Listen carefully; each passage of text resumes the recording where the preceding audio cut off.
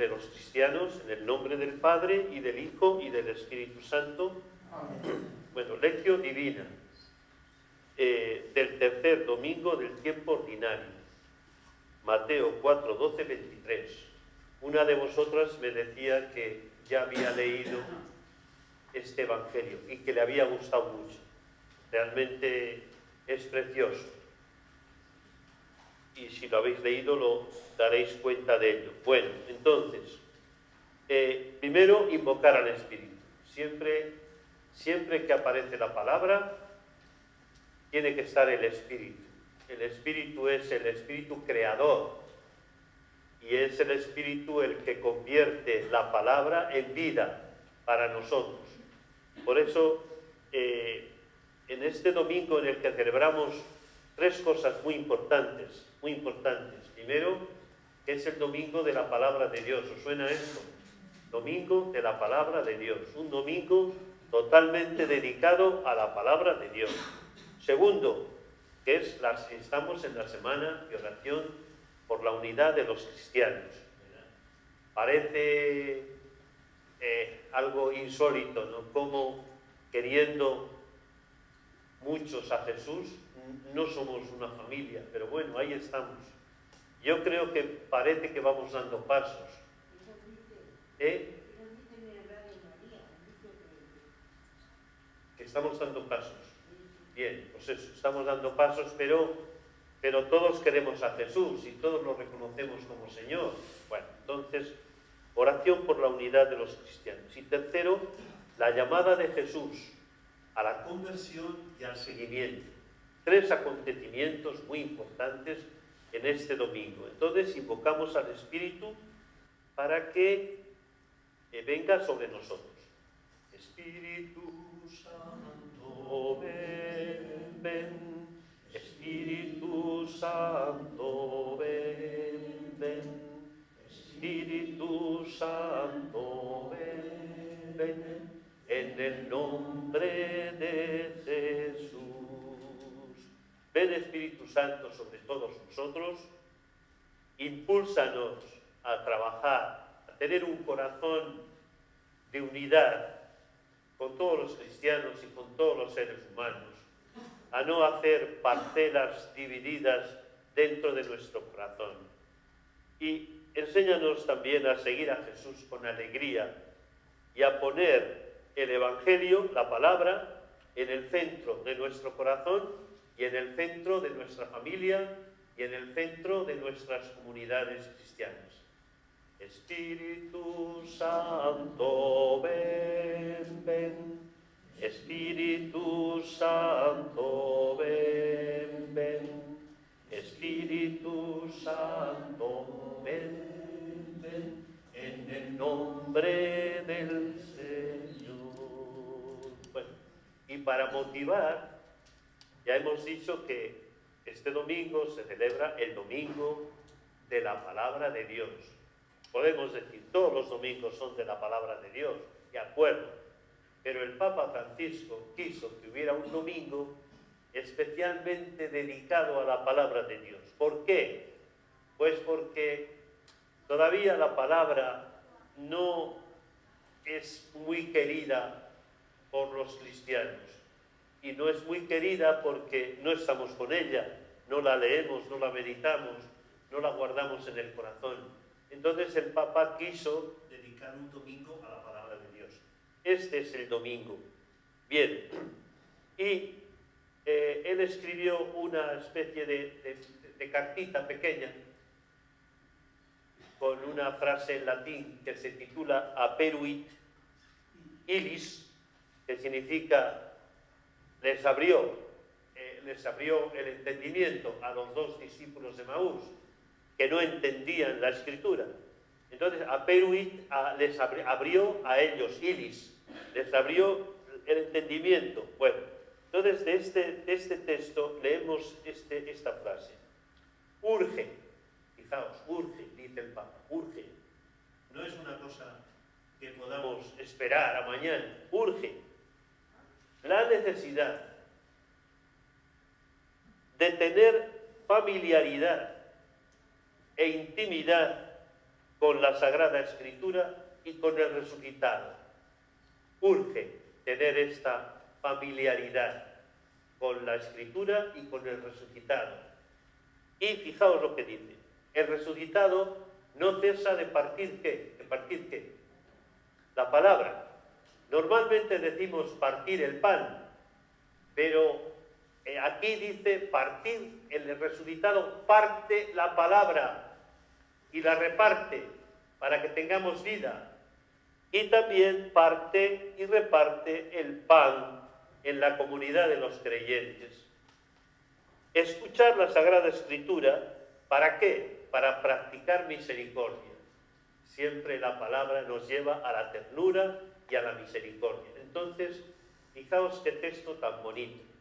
Yo creo que nosotros tenemos amor a la palabra, pero que este amor crezca y esta familiaridad con la palabra crezca. Que la palabra sea un libro que tenemos constantemente entre las manos, que no se nos cae de las manos. Bien, hoy ya sabéis que celebramos la fiesta de San Antón. Bueno, pues Antón, cuando tenía, dice el texto, 18 o 19 años, pues murieron sus padres y entonces él era muy aficionado a escuchar la palabra. Y al escuchar la palabra, la puso en práctica, no solo se limitó a escucharla. Y entregó todos sus bienes a los pobres y él se dedicó a estar con la palabra y a estar con el Señor de la palabra. Y aunque era muy rico, dice que tenía 300 parcelas de terreno, lo repartió todo entre la gente del pueblo y él se dedicó, bueno, y dice que tenía tal amor a la palabra que cuando la escuchaba se le quedaba toda la palabra dentro, de tal manera que hubo un momento en que ya no necesitaba libro, porque se sabía la palabra de memoria. ¿Sabéis de quién se dice también esto? De San Juan de la Cruz, muy bien. De San Juan de la Cruz sabía prácticamente de memoria. Bueno, nosotros también, porque cuando estamos rezando completas, ¿verdad, Atanasio? Cuando estamos rezando completas, Atanasio cierra el libro. Cierra el libro porque se sabe de memoria los salmos, ¿verdad? Es verdad, ¿no? Si no todo, casi todo. Bueno, entonces seguimos el ejemplo de Atanasio y de Antón, de San Antón, para tener este amor a la palabra. Bien. Y damos otro pasito y entramos un poquito en lo que llamamos contexto de este texto, Mateo 4, 12, 23. Bueno, en este texto se nos presenta como una síntesis de la actividad de Jesús. ¿Qué es lo que hacía Jesús? San Mateo nos da como el programa, como una especie de sumario, una actividad de lo que hacía Jesús. Nos lo pone delante, ¿verdad? Bueno, entonces, básicamente lo que Jesús hacía era predicar y actuar, las dos cosas. Predicaba la palabra, pero también convertía la palabra en hechos de curación para los más necesitados, para los que tenían más enfermedades y dolencias, que había dolencias de muchos tipos. Bueno, y también deciros otra cosa, que Mateo escribe para una comunidad pequeñita, una comunidad judeocristiana de Palestina y de Siria. Había grupos de cristianos de origen judío. Bueno, entonces estas comunidades eran muy perseguidas, estaban muy perseguidas cuando escribe la palabra, están muy perseguidas, sobre todo por los judíos. Y los judíos los persiguen por dos cosas, fundamentalmente. Primero, porque creen en Jesús. Y eso a los judíos no les entra, ¿verdad? Aunque están ahí siempre en el límite, que si dan el paso, que si no lo dan, ¿verdad? Por una parte, admiran, pero no quieren admirar a Jesús.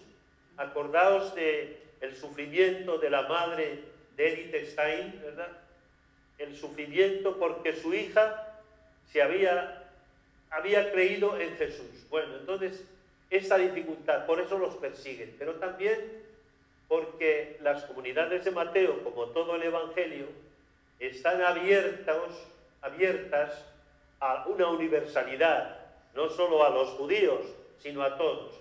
Y el judío es muy estricto y no quieren esta apertura, por eso eran perseguidos y estaban viviendo mal. Y por eso San Mateo les escribe este Evangelio para darles consuelo y esperanza. Bueno, dicho esto, vamos a proclamar la palabra que nos va a proclamar hoy Dionisio. El Señor esté con vosotros. Y con tu espíritu. Lectura del Santo Evangelio según San Mateo. Gloria a ti, Señor. Al enterarse Jesús de que habían arrestado a Juan, se retiró a Galilea.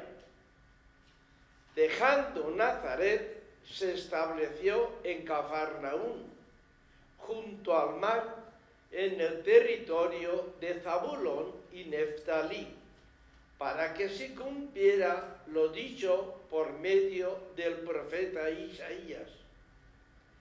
Tierra de Zabulón y tierra de Neftalí, camino del mar al otro lado del Jordán, Galilea de los gentiles. El pueblo que habitaba en tinieblas vio una luz grande. A los que habitaban en tierra y sombras de muerte, una luz les brilló. Desde entonces comenzó Jesús a predicar diciendo: convertíos, porque se acerca el reino de los cielos. Paseando junto al mar de Galilea, vio a dos hermanos, a Simón, llamado Pedro, y a Andrés, que estaban echando la red en el mar, pues eran pescadores. Les dijo: venid en pos de mí, y os haré pescadores de hombres. Inmediatamente dejaron las redes y lo siguieron.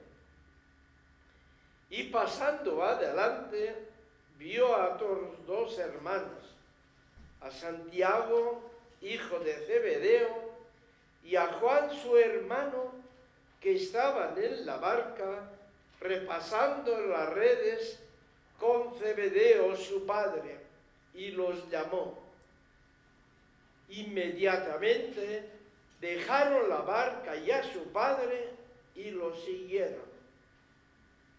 Jesús recorría toda Galilea, enseñando en sus sinagogas, proclamando el Evangelio del reino y curando toda enfermedad y toda dolencia en el pueblo. Palabra del Señor. Gloria a ti, Señor Jesús.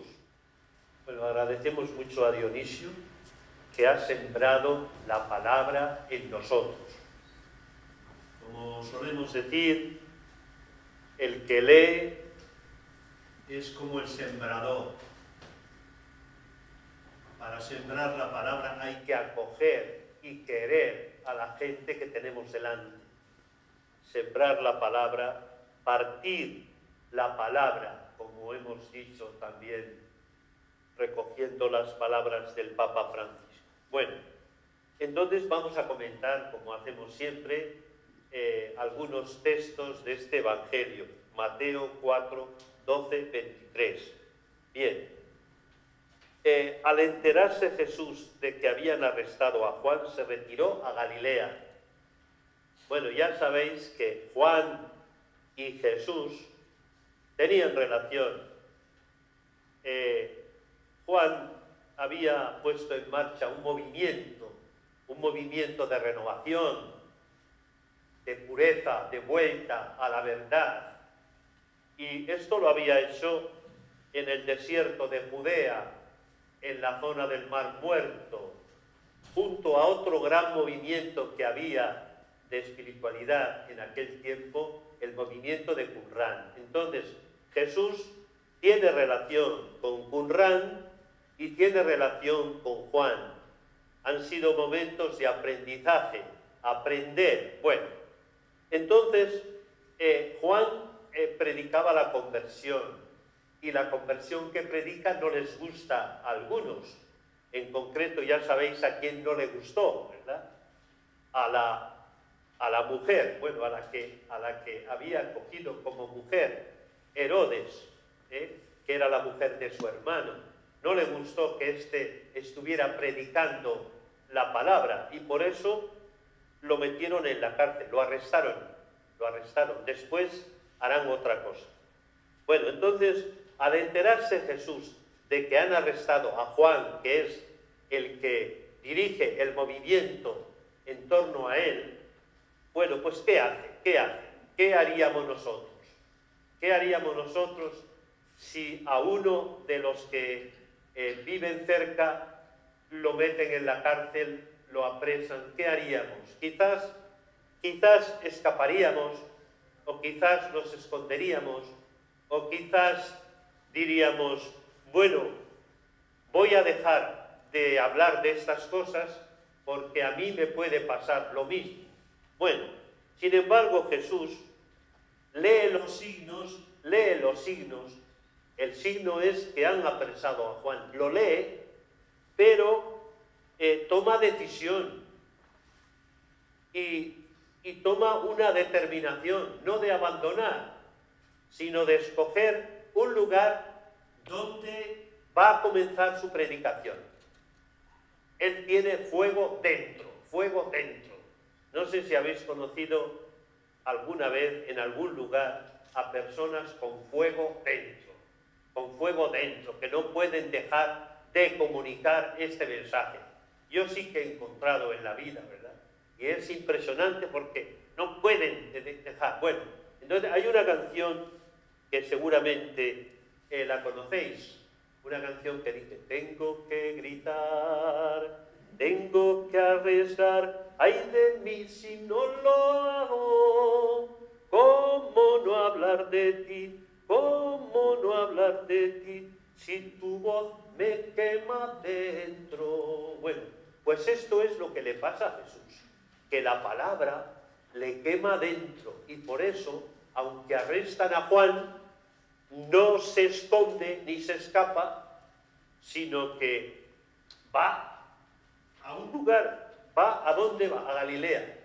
Bueno, no sé si, seguramente os imagináis el mapa de Palestina, ¿verdad? Pero Galilea está al norte, en torno al lago de Genesaret, al lago. Y Juan Bautista predicaba en el sureste, zona del Mar Rojo, donde termina el río Jordán, y en la zona de Qumran. Entonces Jesús se retira, deja ese lugar y se va a Galilea. Galilea era su tierra donde él se había criado. En Galilea está Nazaret. Bueno, entonces Jesús lee los signos, no se echa para atrás y asume los riesgos de predicar el fuego que lleva dentro. ¿Y a dónde se retira? Pues se retira a Galilea. Galilea lo llamaban la Galilea de los gentiles. Como pasa muchas veces que nosotros nos comparamos, pues la gente de Burgos es más católica que la gente de no sé dónde, o al revés. Bueno, siempre andamos comparándonos, ¿verdad?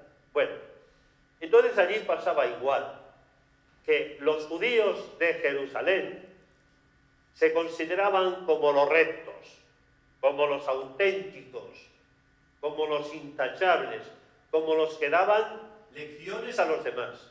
Y miraban a los galileos como un pueblo contaminado por los dioses de los paganos. Porque allí en Galilea, en torno al lago, se habían reunido pueblos que tenían otros dioses. y entonces no eran considerados tan auténticos y tan puros, ¿verdad? Bueno, todavía esto pasa hoy, porque si vais a Jerusalén, en torno al templo, ¿verdad?, aparecen las mujeres de los judíos ortodoxos, ¿verdad? Y cuando, yo me acuerdo alguna vez que cuando te acercas, van con el niño, porque tienen muchos hijos, todos, su ilusión es tener muchos hijos para que, bueno, entonces cuando te acercas y parece que vas a rozar la cuna del niño, echan a correr. No sé si esto lo habéis visto. Echan a correr para no contaminarse con los gentiles, con los que no son judíos. Bueno, entonces Galilea es esta tierra de gentiles fuera de la pureza de Jerusalén. En Jerusalén es donde lo tienen todo controlado, ¿verdad? Bueno, por eso los discípulos en un momento determinado le dirán a Jesús: no vayas a Jerusalén, no vayas porque allí no tenemos salvación. Bien, entonces ahí, en esta Galilea, es donde va a comenzar la misión de Jesús. Va a comenzar esta misión. Y va a mostrar la novedad liberadora del reino. Ahí lo va a mostrar. Lo que Jesús ha ido cociendo dentro de sí en el Espíritu, pues lo va a mostrar ahí en la Galilea de los gentiles. Bueno, entonces nosotros también le pedimos al Espíritu que nos dé valentía para mostrar a Jesús en la Galilea de los gentiles, que hoy es pues cada una de nuestras ciudades, ¿verdad? No podemos decir que ninguna ciudad sea pura, gracias a Dios, digo yo, ¿verdad? Pero nos toca entonces con la fuerza del Espíritu. Bien, por tanto Jesús deja Qumran, deja el Mar Rojo, digo el Mar Muerto, y se va a Galilea. Pero Galilea no es muy grande, pero hay muchos pueblos en Galilea. ¿Dónde se establecerá Jesús? ¿Dónde? Entonces dice el texto: dejando Nazaret, que es donde se había criado, se estableció en Cafarnaúm, junto al mar, en el territorio de Zabulón y Neftalí, para que se cumpliera lo dicho por medio del profeta Isaías. Es decir, otra decisión de Jesús. No solo va a Galilea, sino que dentro de Galilea escoge a Cafarnaúm. Bueno, ¿y Cafarnaúm qué era Cafarnaúm? Pues era una ciudad de pescadores, pero también de mercaderes. Era una ciudad pues muy abierta, de mucho trasiego.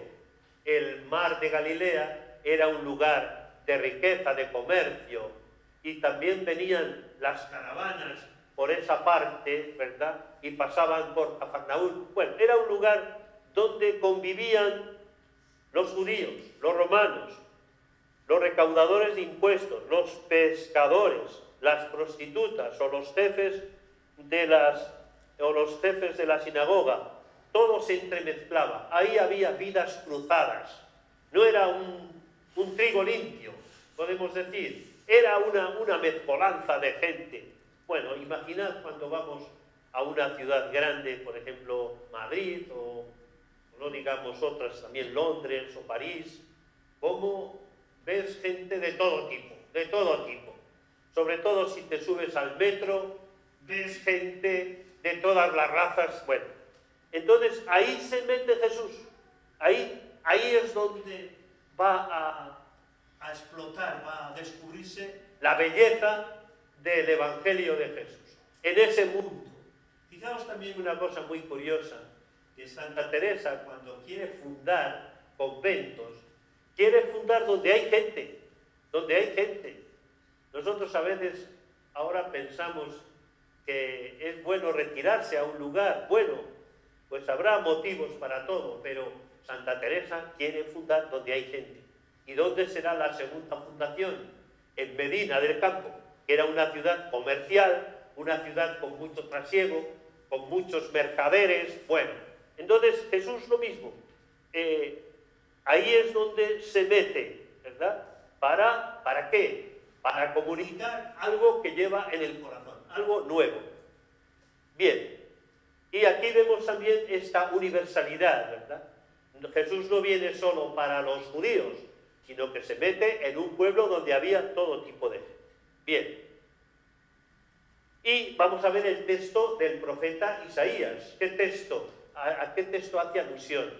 Ya dijimos anteriormente que Mateo tiene, como escribe para judíos que conocen la tradición judía, utiliza muchos textos del Antiguo Testamento. Es decir, hace lectura del Antiguo Testamento desde Jesús. Lo mismo que hacemos nosotros. Nosotros leemos el Antiguo Testamento, pero lo leemos siempre desde Jesús. Entonces, ¿qué texto del Antiguo Testamento recuerda? Pues este. El pueblo que habitaba en tinieblas vio una luz grande. A los que habitaban en tierra y sombras de muerte, una luz les brilló. ¿Qué significa esto? Pues que esta Galilea de los gentiles era una tierra de sombras. No había una fe limpia, era una tierra pues con mucha mezcla, ¿verdad? Pero a esta tierra de los gentiles, a esta tierra de sombras, una luz les brilló. Bueno, y este mensaje del Evangelio de Mateo, pues de alguna manera es el que ahora el Papa Francisco quiere con la sinodalidad, con el sínodo. ¿Y qué quiere con el sínodo? Pues lo que quiere con el sínodo es que la iglesia de hoy, esta iglesia pequeñita, quizás no tan grande como en otros tiempos, que aprenda a situarse para que a las sombras les llegue la luz. Nos podíamos preguntar hoy, ¿cuáles son las zonas de sombras hoy? ¿Cuáles son las zonas de sombras? Bueno, a veces parece que perdemos terreno. El otro día estuve en Logroño con mi hermano Toño, bueno, hace ya unos días, y yo pedí al capellán del hospital para que le diera yo la unción a mi hermano. Entonces yo le pregunté, pide mucha gente, muchos enfermos piden la unción, y me dice cada vez menos, cada vez menos. Bueno, entonces perdemos terreno, pero también hay sitios, por ejemplo, como se ha hablado algunas veces de la cárcel de Perpiñán, donde está Candelas, pues como estos presos, también de todo el mundo, buscan con verdadera pasión el Evangelio de Jesús. Bueno, entonces, ¿dónde están hoy las sombras para que la Iglesia lleve la luz? Bien, y una vez dicho esto, pues dice, comenzó Jesús una vez que se sitúa, ¿verdad? Se sitúa, no sé si viniera a Burgos, ¿dónde se situaría, verdad? ¿En qué barrio se situaría? Bueno, dice, comenzó Jesús a predicar diciendo, convertíos, porque está cerca el reino de Dios. Bueno, Jesús comienza a predicar. Esto no nos lo imaginamos nosotros mucho, porque la predicación nosotros la solemos tener en las iglesias o en lugares así cerrados como este, pero no se ve mucho en Burgos, en la calle o en las ciudades, que alguien se ponga a predicar. Bueno, pues Jesús en aquel tiempo se puso a predicar, comenzó a predicar. ¿Y qué dice? ¿Qué dice? Convertíos. Pero ¿en qué clave dice lo de la conversión? Porque a veces, cuando hablamos de conversión, la entendemos como asear un poco más nuestra vida para que nos parezca bonita a nosotros. Asear la vida. Si tenemos algo mal, pues a ver si lo... Bueno, pero la conversión de la que está hablando el Evangelio no tiene que ver nada con eso. La conversión es que como llega lo nuevo, hay que abrir el corazón a lo nuevo del reino que llega. La conversión es como disponer la vida para el reino, para lo nuevo, para el amor y la bondad de Dios. No tiene que ver solo con cambiar mi estilo de vida. me quedaría tan pobre como estaba. La conversión es abrirle las puertas de par en par al Redentor. Bien, por eso convertíos. ¿Por qué? Porque está cerca el plan de Dios, el amor de Dios, la plenitud de Dios está cerca y se quiere acercar. Esta conversión no se impone por la fuerza, sino que se propone por invitación. La conversión, como la verdad, nunca se impone por la fuerza. Yo algunas veces pienso, no sé si estaré equivocado, pero que no hemos hecho bien cuando en algún momento hemos impuesto a los niños y a los adolescentes, les hemos impuesto un camino, porque ya vemos el resultado, ¿verdad? No, la verdad no se impone, sino que se propone. El amor está llamando a la puerta y hay que abrirle la puerta. Es tanto lo que Jesús ofrece, tanto, que merece la pena convertirse, mirarle, merece la pena creer en Él y fiarse de Él. Bien. Bueno, esto es como el centro del Evangelio, ¿verdad? Esta llamada a la conversión, entendida como cambiar de orientación de la mirada, en vez de no convertirnos para mirarnos a nosotros y decir qué bueno soy y que soy mejor que los demás. No, sino convertirnos para orientar nuestra mirada a Jesús. Bueno, pasamos adelante, dice, paseando junto al mar de Galilea. Estamos en torno, Capernaum es una de las ciudades del lago, una ciudad de pescadores. Paseando junto al mar de Galilea, vio a dos hermanos, a Simón, llamado Pedro, y a Andrés, que estaban echando la red en el mar, pues eran pescadores. Les dijo, venid en pos de mí y os haré pescadores de hombres. Y como ha resaltado Dionisio, inmediatamente dejaron las redes y lo siguieron. Bueno, por tanto, Jesús no llama solo a la conversión, sino que llama también a personas concretas. ¿Por qué? Pues porque busca colaboradores para que anuncien el mismo fuego que Él tiene. De tal manera que el fuego de amor llegue a todos. Bueno, busca colaboradores. 4 discípulos, 2 ahora y 2 que va a llamar después. Podemos decir, pero qué poca cosa. Y es verdad que es una poca cosa, es una nimiedad. El comienzo es insignificante, pero está lleno de fuerza. Y lo mismo las comunidades de Mateo, son comunidades pequeñitas, pequeñitos grupos. No pensemos en las parroquias mayores de nuestra ciudad, pensemos en los pueblos pequeñitos donde vas y se juntan 10, 12 personas, ¿verdad? Ahí, bueno, entonces las comunidades de Mateo son pequeñitas, pero Mateo quiere transmitir a las comunidades mucho consuelo y mucho ánimo. Bueno, fijaos unos cuantos puntos que destacamos de esta lectura. Primera, no son los discípulos los que escogen a Jesús, sino que es Jesús quien escoge a los discípulos. Los discípulos estaban pescando, pero es Jesús quien los escoge, quien los llama. Bueno, primer punto. Segundo, el atractivo de la llamada de Jesús es tan fuerte, es tan grande, que lo dejan todo. No andan ahí mirando, dejo un poquito y te sigo un día.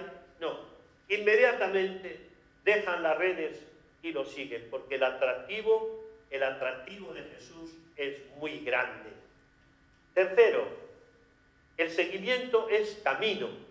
Dejan una cosa, dejan las redes y siguen a Jesús. Son verbos que indican desplazamiento, no solo geográfico, sino desplazamiento del centro vital.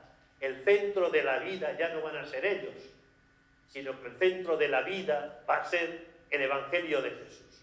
Por eso esta llamada indica camino. En cuarto lugar, El seguimiento no coloca a estos 4 discípulos en un pedestal encima de los demás, como si ellos fueran más importantes porque han sido llamados. De ninguna manera. El lugar de estos discípulos es el mundo. Ahí es donde tienen que ser discípulos y testigos. Bueno, y esto lo decimos porque no pocas veces la gente que ha sentido como un privilegio especial la llamada, se ha colocado en un pedestal, como en un palacio, por encima de los demás.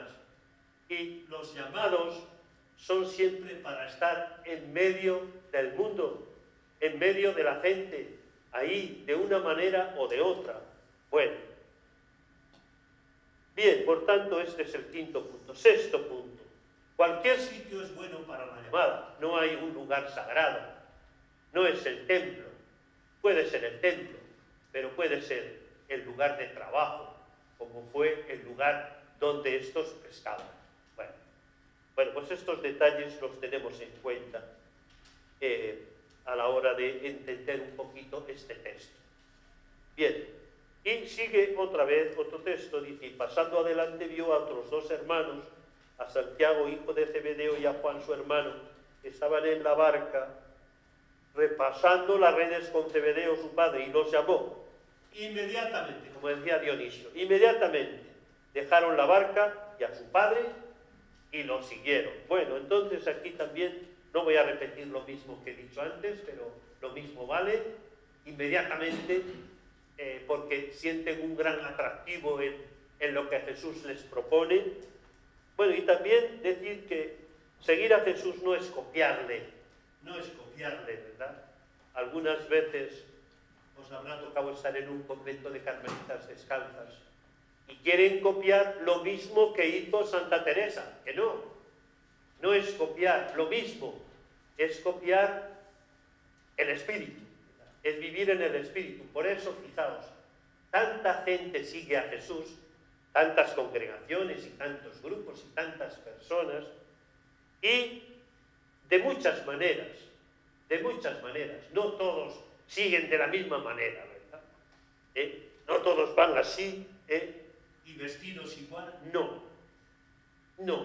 Hoy parece que vemos esto de otra manera, parece que yo creo que más acertada, como lo que importa no es copiar lo que hacía Jesús, sino el espíritu con el que Jesús hacía las cosas. Porque algunos de vosotros seguramente ni os va a tocar estar en la tierra de Jesús, ¿verdad? Algunas veces dices, aquí estaba Jesús, bueno, pero lo que importa es el espíritu de Jesús, entrar progresivamente en la vida de Jesús. Bueno, y termino diciendo con el programa de Jesús, el sumario que se llama, sumario o programa. Bueno, ¿cuál era el programa de Jesús? ¿Qué es lo que hacía? Primero, iba a las sinagogas para enseñar. Allí, en la sinagoga, él leía la palabra y enseñaba. Sinagogas.